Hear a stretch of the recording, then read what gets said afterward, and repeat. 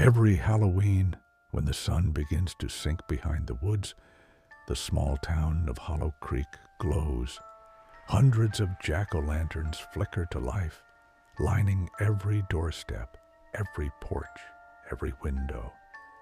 The air smells of smoke and rotting leaves, and the whole town hums with a quiet, uneasy obedience, as if the people are not celebrating, but warding something off. It has been this way for as long as anyone can remember. Parents tell their children that the light must never go out before midnight. No one forgets. No one dares. Because everyone in Hollow Creek knows what happens when the lights go dark. One autumn, many years ago, a new family moved into town. They didn't care much for old stories or small-town superstition. When the neighbors lit their pumpkins that Halloween night, their porch remained empty, cold, dark, and silent among a row of glowing faces. That was the year the wind didn't stop howling. It rattled doors and bent trees until the town's lights trembled in their windows. And somewhere between the hours of midnight and 1, the howling stopped, replaced by something else. A sound like dragging earth, a slow, heavy shuffle across the fields, and the faint creak of vines tightening around wood. The next morning, the family's house stood quiet. The curtains were drawn, the car still in the driveway, but no one answered the door. Neighbors found footprints in the soil, long, uneven tracks that sank deep into the mud, as if someone with roots instead of feet had walked there. At the edge of the yard, in the place where a pumpkin should have stood, was a hollow patch of earth, black and damp, as though something had been planted there overnight. The sheriff ordered everyone inside, but by dusk, the pumpkins were already being lit again. Hundreds of tiny fires trembling against the dark, each one burning with more desperation than the last.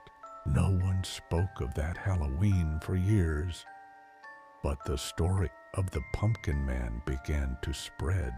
They said he was born from the soil itself, a thing of vines and decay, his head carved from a hollowed gourd, his grin burning with the last candle of the forgotten. He walks when the lights go out, harvesting those who mock the ritual, turning their bodies back into the earth that feeds him. Sometimes people claim to hear the whisper of vines outside their windows. Others swore they saw faint orange light moving through the fog like lanterns carried by invisible hands. Every generation in Hollow Creek learns the same lesson: light the pumpkin, or be claimed by the harvest. Every year since, as dawn breaks over Hollow Creek, a new jack-o'-lantern appears somewhere in town. No one knows who carved it. No one admits to lighting it. Its face always changes. Sometimes it smiles. Sometimes it frowns. But always, its eyes look too human, too recent. And every year, one name disappears from the town's record, quietly, without mention. Some people leave offerings now: candy, candles, even letters tucked into the hollow mouths of their pumpkins. Not for luck, but for mercy. Because the Pumpkin Man doesn't hate. He remembers. He waits.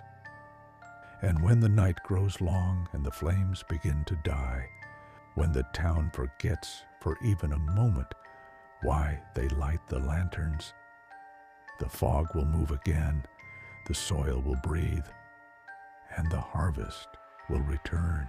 They say if you drive through Hollow Creek on Halloween night, you can see him at the edge of the fields, a tall shadow with a burning grin, watching the lights flicker on and off.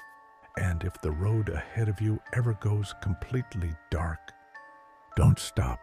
Don't look back, because the pumpkin man walks behind those who forget.